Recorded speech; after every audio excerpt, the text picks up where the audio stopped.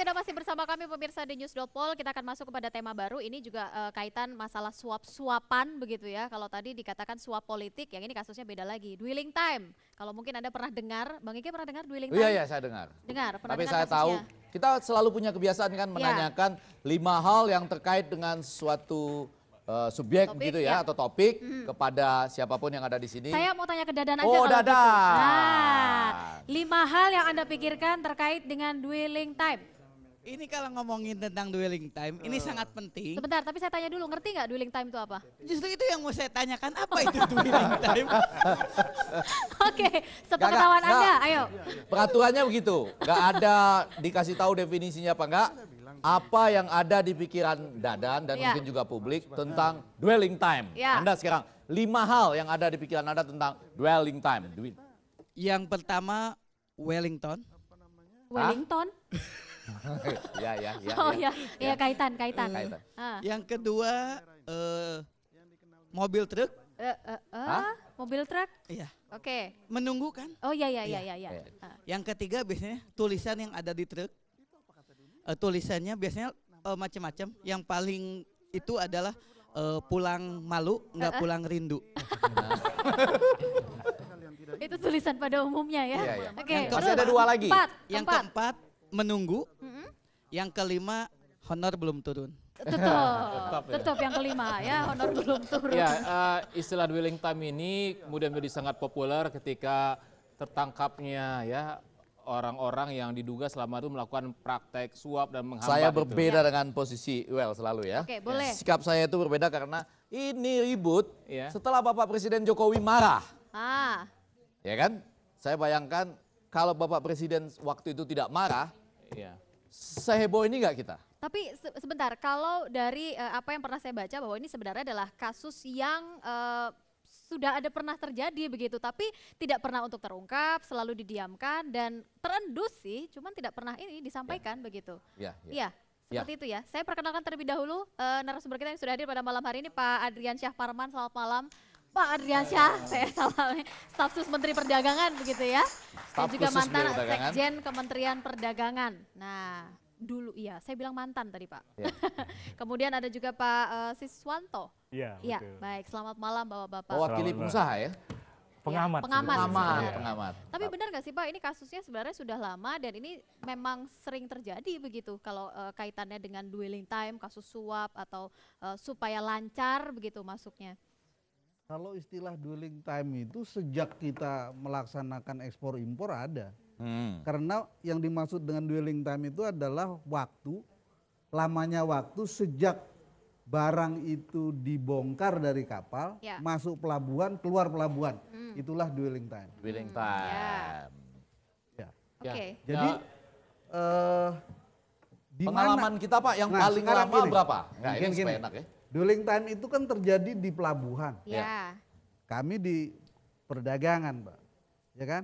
Nah, apa kaitannya perdagangan dengan proses di pelabuhan? Iya. Yang pertama adalah saya kira seperti juga kalau kita masuk ke negara orang, selain paspor kita perlu visa, Pak. Ya. Ya kan? Betul. Nah, kalau kita tidak mengurus visa sebelumnya, maka di negara ketika kita tiba bermasalah. Ya. Bisa kita dipulangkan kembali kan? Itu yang terakhir tuh pemain Iya kan? sepak bola AS Roma. Nah, Saya lihat. Betul sama dengan barang. Pulang. Iya, ya kan? pulang. Iya. Sama dengan barang juga. Jika barang itu tidak dilengkapi dengan perizinan yang dipersyaratkan, kemungkinan bermasalah ketika dia sudah berada di pelabuhan tiba. Ini logikanya Well, Ya. kalau Iya kan? barang itu dilengkapi dengan surat dan segala macam, dalam aturan yang normal, Ya. dwelling time-nya cepat sekali. Pasti. Tidak perlu menunggu lama. Nah makanya tadi ya. saya tanya, menurut pengamatan Bapak selama ini, berapa rekor yang paling lama dulu? Ada nggak misalnya barang yang ada di situ sampai pemiliknya aja udah nggak kenal ini barang siapa gitu? Karena saking lamanya ada di situ ya kan? Kalau perdagangan nggak tahu persis, karena Iya. itu di lapangan di mana perdagangan tidak boleh berada di daerah pabean. Oke. Yang di daerah pabean itu hanya 3, bea cukai, karantina, dan imigrasi. Oke. Orang perdagangan, pertanian, dan yang lainnya tidak boleh berada di sana. Karena itu proses Ini kepabeanannya harus. tapi di sini menariknya kasus Iya. dwelling time ini, Iya. yaitu hanya ada 3 ya, Ya, 3 kementerian. orang itu yang ada di sana, ya petugas-petugas itu. Pabeanan. Ya, tapi kata polisi kira-kira 18 kementerian yang akan oke. diobak-obok, kira-kira Nah, begitu itu ya. dia. Saya ingin masuk ke sana. Iya. Karena ini berkaitan dengan masalah izin tadi. Yang analog dengan visa. Penerbit visa itu kira-kira samalah, ada 18. Nah, karena ini masalah impor atau ekspor, maka instrumen itu hanya dimiliki oleh Kementerian Perdagangan. Tetapi ini adalah melaksanakan amanah dari sektor lain. Contoh, Kementerian Perindustrian punya concern mengenai masalah-masalah yang berkaitan dengan industri dalam negeri. Oleh karena itu ada 44 rekomendasi yang harus keluar dari Kementerian Perindustrian untuk bisa melahirkan perizinan impor. Oke. Seperti itu. 44 rekomendasi Ya. dari Kementerian Perindustrian. Iya. Ada juga dari Polri, Ya. ada juga dari BIN.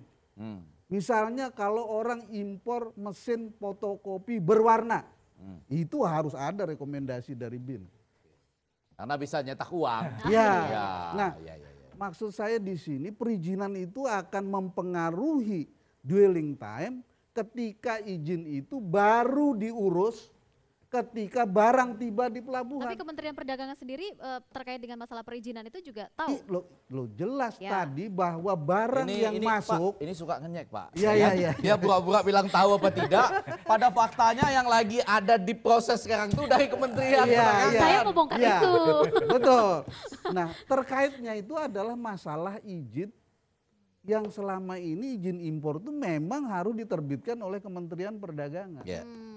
Nah, yang saya maksud adalah yang mempengaruhi waktu, lamanya, dwelling time, singkat atau lama, itu tergantung pada izin itu diurus kapan. Oke.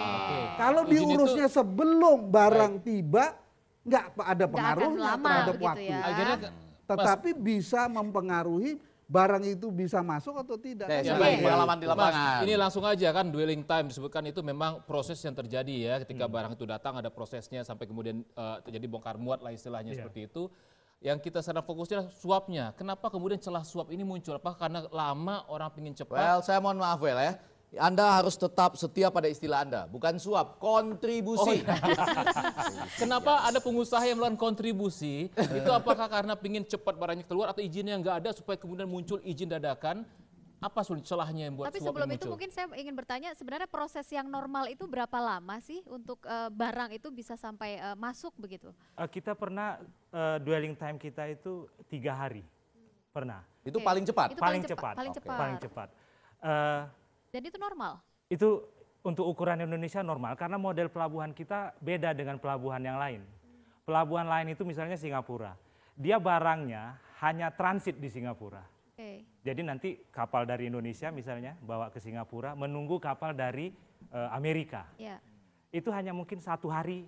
Pak, dia- tapi ada juga dong produk yang akan dikirim ke Singapura, pasti ada kan? Ada, Nah, tapi itu kira-kira biasanya sama? Sama sampai- nggak waktunya dengan kita? Lebih cepat? lebih cepat Oh, karena oke. dia transit. Enggak, Ada. bukan yang transit, yang buat Singapura. Yang langsung dikirim. Ada tapi Eh, tidak banyak. Tapi Oh, tidak banyak. Nah, Tapi untuk itu lebih cepat. iya untuk itu. Ya. Jadi model pelabuhan kita agak sedikit beda dengan lain karena di kita pelabuhan kita ini pelabuhan tujuan akhir. Tujuan Semuanya dibongkar di sini. Barang-barang impor, barang-barang baku dipakai di sini. Ya. Nah, jadi akhirnya kita melakukan pemeriksaan visual terhadap barang-barang, terutama barang-barang yang masuk dalam jalur Merah. merah dan jalur hijau. Nah, ini biasanya importir dadakan. Dadakan ini maksudnya? Artinya gini, dia lihat situasi pasar dulu. Ini sama seperti tadi loh, ini calon pilkada dadakan. Kalau ini Jadi- importirnya dadakan. Misalnya gini, kita punya kejadian itu setiap hari mau hari raya, impor kita tinggi. Hmm. Kita impor kurma, kita Ya. impor segala macam. Aha. Nah, ini karena ada pedagang yang ingin menjual itu. Tapi lucunya mereka kadang-kadang satu peti kemas itu ngisinya cuma setengah peti kemas. Sementara lagi? setengah lagi kosong. Nah, forwarder dia pengen peti kemasnya penuh. Dicarilah importir yang lain. Kadang-kadang satu peti kemas itu bisa 10 pemilik barang. Nah, ketika dokumen ini masuk ke Bea Cukai pengen lihat, saya pengen lihat nih barang gitu. Akhirnya dipindah dari penumpukan untuk diperiksa oleh Bea Cukai. Di sini yang memakan waktu Oke, lama. berarti proses itulah yang akhirnya Iya. membuka peluang Iya, begitu ya. apalagi kalau misalnya Bea Cukai tidak punya buruh bongkar muat untuk membongkar barang peti kemas itu. Misalnya 100 peti kemas harus dibongkar. Siapa yang mau bongkar? Buruh kan? Iya. Nah, itu Kalau menyambung ke pertanyaan Iwel tadi, jangan menyerah, Wel. Kita memang seharusnya sistemnya demikian. Iya. Ada palet yang harus diisi beramai-ramai. Kemudian harus dilihat karena saking ramainya. Iya. Lalu apa yang disebut suap? Kontribusi. Kontribusi dalam hal itu. jadi begini, Setelahnya. barang-barang ini kan sebetulnya harus memasuki pemeriksaan fisik oleh Bea Cukai. Iya. Nah, ini yang harus bisa dilapananamkan kalau bahasa polisi. Supaya lancar. Supaya cepat keluar. Supaya cepat keluar. Tapi kadang-kadang ketika izin keluar sudah didapat, ini importir tidak juga bawa keluar barangnya dari pelabuhan.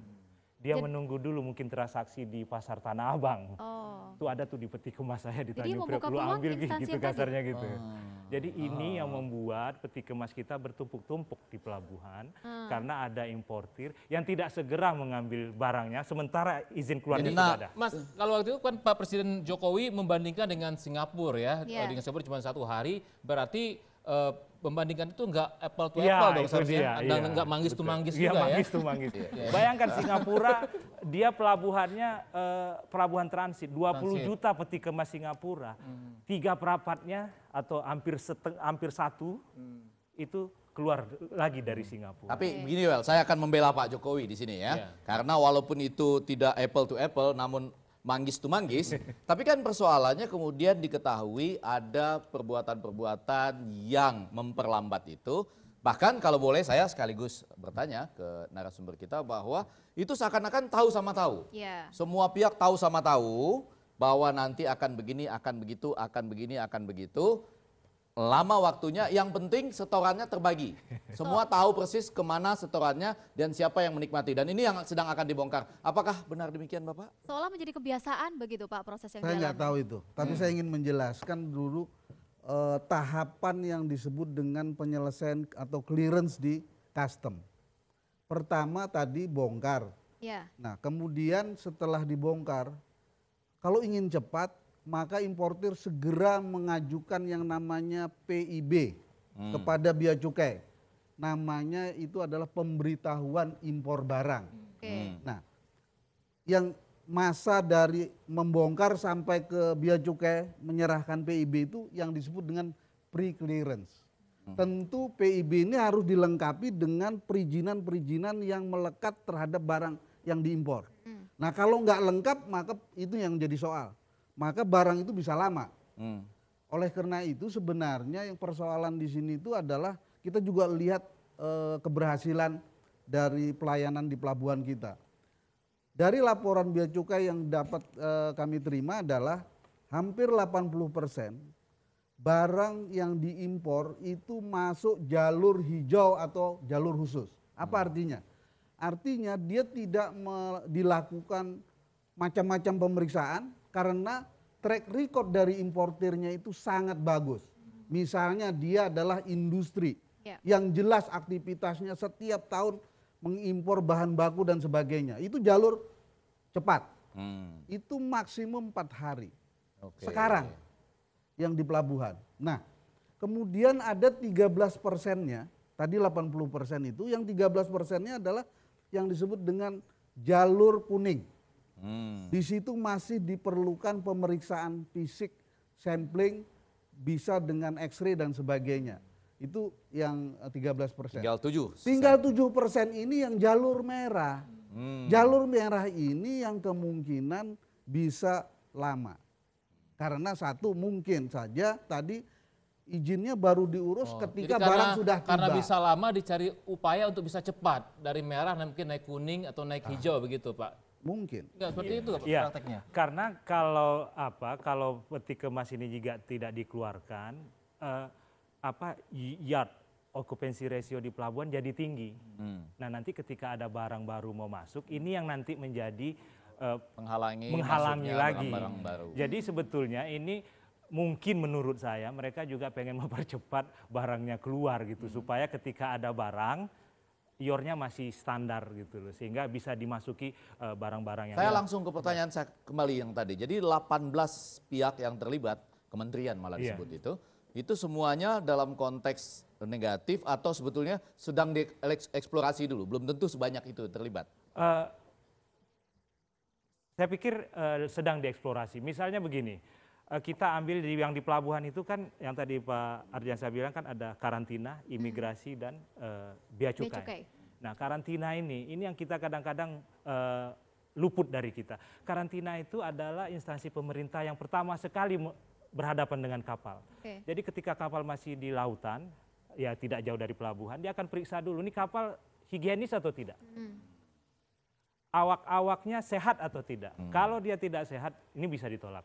Nah ini sendiri juga sudah masuk dalam pre tadi.